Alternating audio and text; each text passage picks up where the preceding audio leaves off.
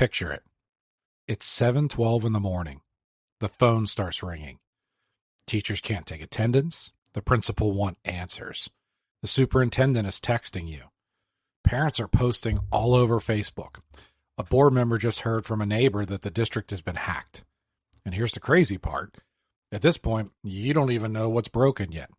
All you know is that something isn't working. Maybe it's the sys, maybe it's the internet, maybe it's Microsoft 365, maybe it's a phone carrier outage. Doesn't matter.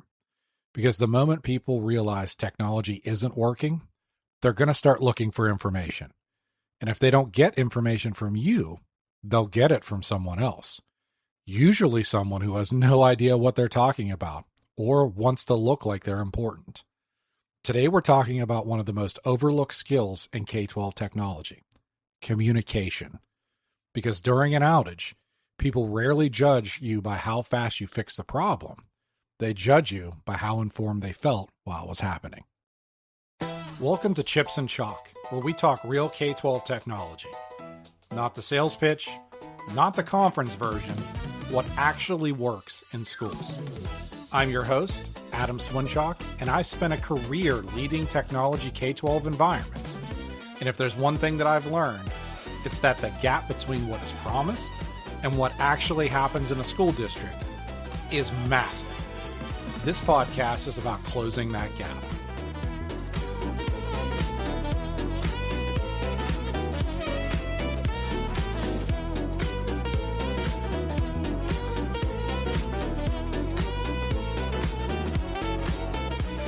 Welcome back to Chips and Chalk. I'm Adam Swinchock, former K-12 Technology Director and now Senior Director of Technology Operations, supporting multiple school districts across Western Pennsylvania. Today we're talking about something that doesn't get nearly enough attention in technology leadership: communication. Not switches, not servers, not cybersecurity, not Chromebooks, communication. Because after more than 20 years in K-12 technology, I've learned something that surprised me. The technical problem is often easier to solve than the communication problem surrounding it. Technology leaders spend years learning network infrastructures, cloud platforms, cybersecurity, and systems administration. Very few of us are ever formally taught how to communicate during planning, budgeting, major initiatives, security incidents, or even outages. Yet those communication skills often determine how successful we are as leaders, because people rarely remember exactly what broke. They remember how informed or uninformed they felt while it was happening. And that's where we start our first segment. One of the biggest misconceptions in educational technology is that our job is technology. It isn't. Our job is enabling teaching, learning, and operations through technology. We're the vehicle. Communication is every bit as important as your firewall, wireless network, or device fleet. I've seen incredibly talented technical people lose credibility because they've communicated poorly. I've also seen average technical solutions receive overwhelming support because stakeholders understood what was happening and why it was happening. Technology leaders often believe, if I fix it quickly, communication won't matter. Unfortunately, that's not how people work. People fill in information gaps with assumptions when there is no communication, and assumptions are usually worse than reality. And every district and every tech director has lived through this. The internet goes down, power school slows down, phones stop working, wireless becomes unreliable. Within minutes, teachers are texting each other, principals are making assumptions, parents are calling offices, board members are hearing rumors, social media starts filling in the blanks. When communication stops, speculation begins. People don't fear bad news, they fear uncertainty. And uncertainty spreads faster than facts any day of the week. It's imperative you have a good communication plan set up for when these things happen. Before we dive into the crisis mode of communication, let's take a couple steps back and focus on communication during planning and budgeting. Most technology leaders communicate after the decisions are made. The best technology leaders communicate before decisions are finalized. Communication begins months before projects ever come close to starting. Let's say you're replacing 1,000 student devices. Many districts send the message. The student devices will be replaced this summer. That's information. That's not communication. Communication explains why the replacement is needed, what risks exist if you don't replace them, what benefits are expected, the timeline, the budget impact, and the changes users should expect. People support what they understand. People resist what surprises them. And it's especially true for those non-technical people, the ones that don't live in our world, your administrators, your parents, your school board members in many cases. They shouldn't have to live in our world to understand the things that we need. It's our responsibility to translate technology into business language. Don't say, we need $100,000 for network switches. Okay, that's a little intimidating and terrifying if I'm a business manager. Instead, take this approach. Our core network equipment is approaching the end of support. Failure of this equipment could impact classroom instruction, internet access, phones, cameras, and district operations. Now the discussion isn't about the switches and not even so much about the dollar value. It's about the risk associated with not doing anything for it. And one of our most important responsibilities as a technology leader is helping leadership understand risk before it becomes a reality. Risk isn't fear-mongering, although sometimes it can feel that way. Risk is actually planning. The goal isn't to scare administrators. The goal is to help them make informed decisions. When leaders understand the risks, budget decisions become much easier for them. Well, now you may be asking, well, what about doing rollouts or new projects? Technology teams love projects. Users, on the other hand, love stability. Those two things don't always get along. Many projects fail because communication starts too late. The technology is ready. The user isn't. Examples of that are multi-factor authentication rollouts, a new SIS, a new LMS or a big change to an LMS, device refreshes, a complete overhaul of a phone system, any type of security enhancements that you may be putting in place in your district. The technology may work perfectly, especially in your eyes. But if users don't know what's changing, why it's changing, when it's changing, what they need to do, and where they get help whenever they inevitably need it, the rollout can feel like a failure for the end user. This is why for all major changes, what I like to use is what's called the rule of 3. Communicate at least 3 times. The first is an announcement. We're going to say what's changing and why. The second is going to be a reminder, what's coming and when it's coming. And the last one's going to be the launch communication, letting them know it's live, and here's what you need to know. Most technology leaders underestimate how much communication is required during a new rollout. One email isn't communication. One email is documentation. So at minimum, remember to use your rule of 3. All right, now for the good stuff. The outage communication playbook. When systems fail, people immediately are going to start asking 3 questions.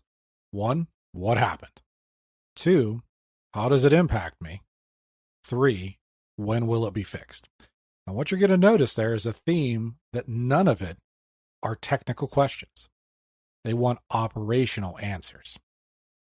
Many IT departments disappear into troubleshooting mode as soon as something happens. Everyone jumps into Microsoft Teams, conference bridges, vendor calls, and log analysis. Meanwhile, your stakeholders, your end users, they don't hear anything. 30 minutes later, does IT know?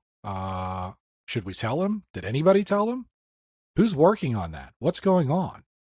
The absence of real information becomes its own problem that you then have to manage. Even if you know very little, you want to communicate. You want to communicate what you know. We're experiencing an outage affecting internet access district-wide. You want to communicate what you don't know. The root cause is still under investigation. And you want to communicate what you're doing. our team and service provider are actively working on restoration. And you also want to finally communicate when they can expect their next update. We will provide another update at 10:30 a.m. That final piece is absolutely critical. People become dramatically calmer when they know that they're going to hear from you next. It doesn't mean that the problem's going to be resolved, but if they know at 10:30 they're at least going to get an update, they're going to at least deal with it in smaller chunks and keep them a little bit calmer than if they didn't. Now, what I'm going to do is put in there a caveat for the communication, because there are certain instances where communication may not be the best idea right away. And that has to deal with cybersecurity incidents and ransomware. The reality is you may not exactly know how deep the problem is, and communication, if those bad actors still have access to your systems, may help tip them off as to some of the strategies you're putting in place to deal with a situation. For these examples, what I'm talking about are routine failures. You also want to update even if nothing has changed. That last part. If the 10:30 in the morning time frame goes by and nothing has changed, you still want to update. It's one of the hardest lessons in leadership. And some administrators and some tech directors may feel like that's failure, that they haven't resolved the issue yet, even possibly a sign of weakness or the inability to do their job correctly.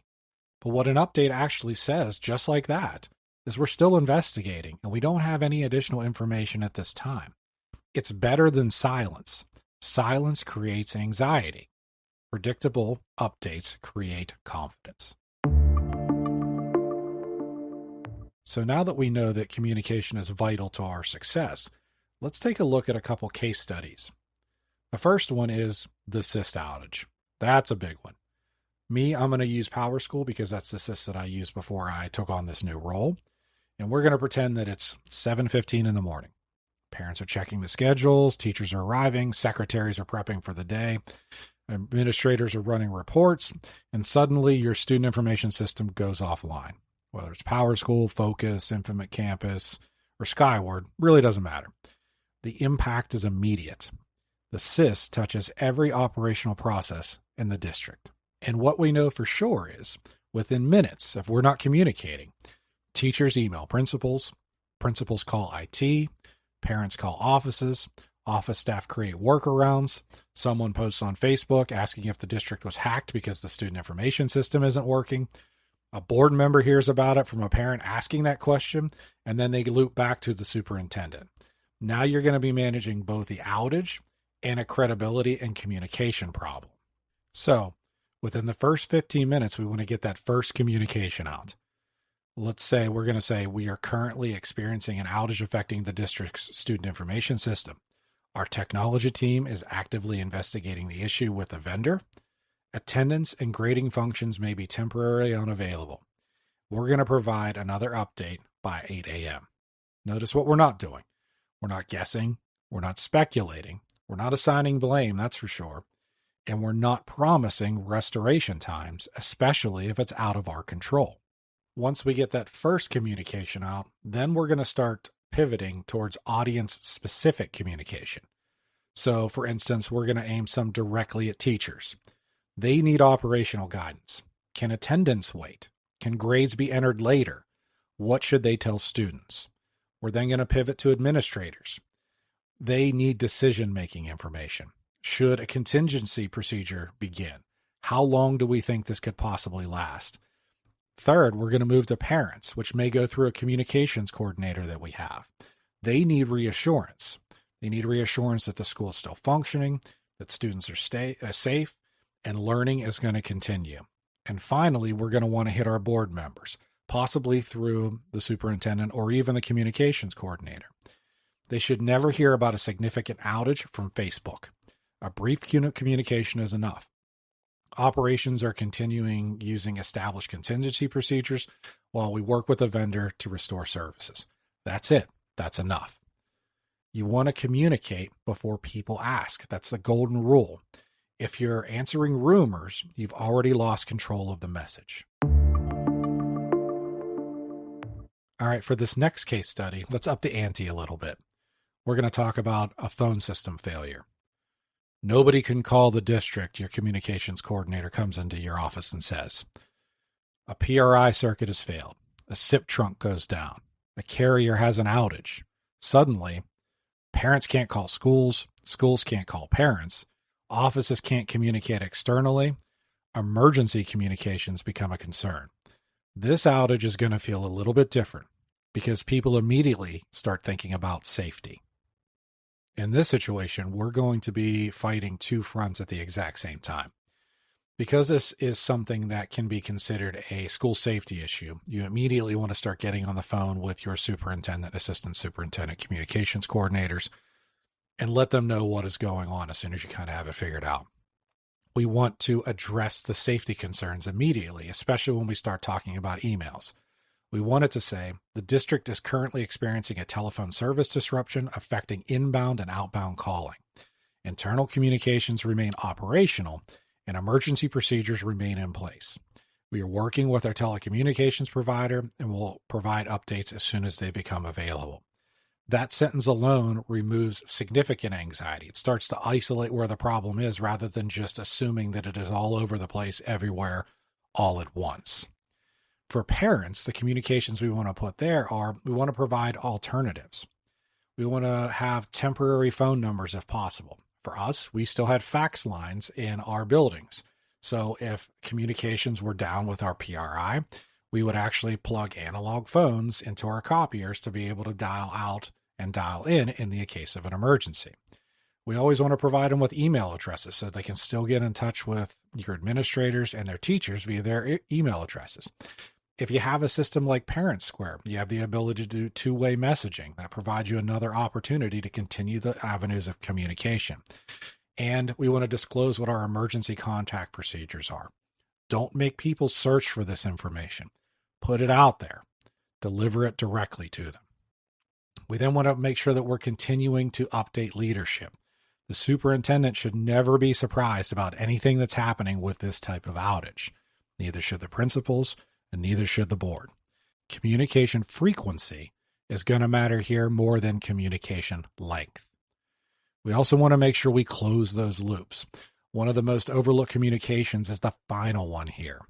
Tell people the issue is resolved. Never assume that they're going to figure it out. Always close that loop. And now for the big case scenario. What happens when your communication tools are the outage? Microsoft 365 goes down. Or if you're a Google shop, Google Workspace goes down. Or Parent Square goes down. Internet access disappears. Now, how do you communicate? That's a hidden risk. Many districts have disaster recovery plans. Many have cybersecurity plans. Few have communication continuity plans. Think about losing Outlook, Teams, SharePoint, OneDrive, calendar access, authentication services. Abruptly, and sometimes loudly, most of your communications channels have just disappeared. Ask your team, how would we communicate if our communication platform is unavailable? The answer is, we'll figure it out. You don't have a plan. You have hope, and hope is not a strategy. To effectively navigate these choppy waters, you're going to want to build a communication hierarchy. You're going to want to have primary communications, secondary communications, and tertiary communications. For primary, that's what happens when everything's operating normally, like your Outlook, Teams, Parent Square, sys messaging, and your website.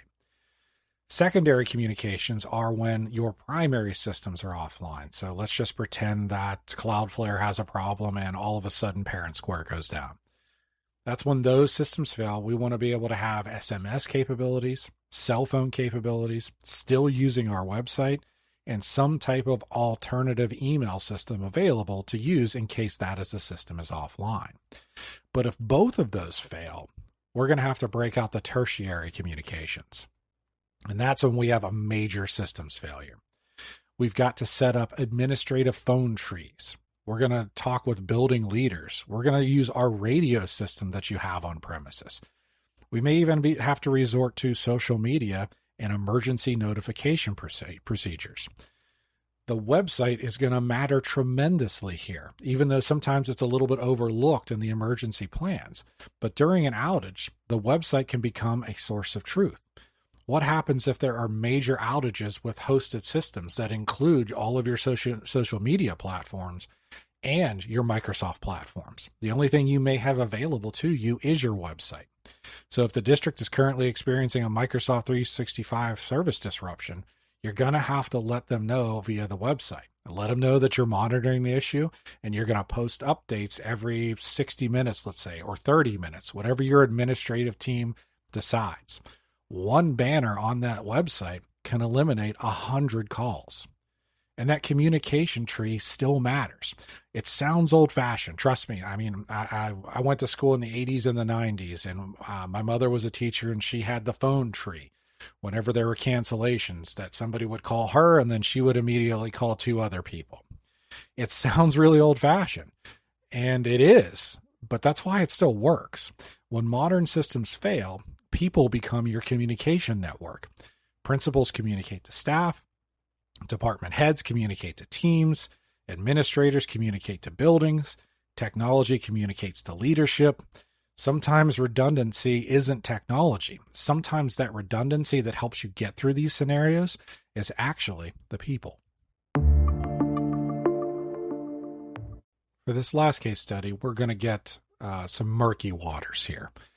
And that's when you have communication during a security incident, like ransomware or some type of data breach. A security incident requires a balance between transparency and investigation. If you're going to communicating too little and people panic. Communicate too much and you risk sharing inaccurate information. So we want to let stakeholders know the things that they need to know matter-of-factly. They need to know what systems are affected, what actions they need to take, whether operations are impacted or not, and what protections are being implemented. They don't need log files. They don't need security events or packet captures. They don't need technical forensic details. Translate technical information into business impact. Same thing with board communication. Boards don't need cybersecurity jargon. They need risk, impact, recovery plan, and next steps. Different audiences require different communications. I hope these scenarios and case studies that we put forward got you thinking about your own scenarios a little bit. Every district is unique, so they're all going to have unique approaches to some of the things that we put forth here. But I want you to understand that the key to all of this is building trust before the crisis. The best outage communication starts long before the outage occurs. Trust is built through consistency, regular updates, roadmaps, project communication, technology planning, budget transparency, and success stories. I want you to think about communication as being more like a bank account, okay? I know this is out there, but stay with me. Every time you keep your organization updated, it's like a deposit in that bank account, a deposit of trust. Every honest conversation is another deposit. Every project briefing is another deposit. Every roadmap presentation is another deposit. And when something finally breaks, you're withdrawing on that positive balance that you have in credibility. If people only hear from IT or you as the IT leader during outages or problems, your account starts to get overdrawn just like it normally would in real life. So the key is to building trust with your user base to make sure that when bad things do happen, they have faith in you and your team to resolve those issues both effectively and efficiently as possible. One of the biggest compliments an IT department can get is, yeah, we know there's a problem right now, but we know such and such down and the tech team is going to take care of it. It's not a big deal. That means your credibility balance is extremely high. As we close out another episode, I want to leave you with this. One of the most important lessons I've ever learned as a technology leader. People can tolerate bad news. People can tolerate delays. People can tolerate outages. People can even tolerate mistakes. What they struggle with is uncertainty. Technology leaders often think our value comes from fixing things or implementing things. And that's certainly a big part of it. But during major incidents, our value comes just as much from helping people understand what's happening as much as fixing the issue itself. Communication doesn't replace technical excellence. It amplifies it. Because in K-12 technology leadership, communication isn't separate from the work. Communication is part of the infrastructure. It's part of the work. And sometimes the difference between a manageable incident and a full-blown crisis isn't the outage itself. It's whether people trust the information they're receiving while it's happening. If you've ever managed a major outage, a cybersecurity incident, a phone failure, internet disruption, a sys outage, or a cloud platform failure, I'd love to hear your story. If you're working in K-12 IT, that's pretty much everybody listening to this podcast. If so, connect with me on LinkedIn and share your experiences. Your story might even make it into a future Black Hole Mailbag episode. Until next time, this is Adam Swinchock. Real talk, hard lessons, K-12 technology. Thanks for listening. If you're in K-12, whether you're leading it, supporting it, or living it in the classroom, this is the work. If this episode hit home, go ahead and follow or subscribe wherever you're listening. And if there's something you want us to dig into or a real-world situation you're working through, we're going to open up that soon. And as we go forward with Chips and Chalk, we're going to keep cutting through the noise. No fluff, no theory without reality, just what actually works in schools. Thanks for listening.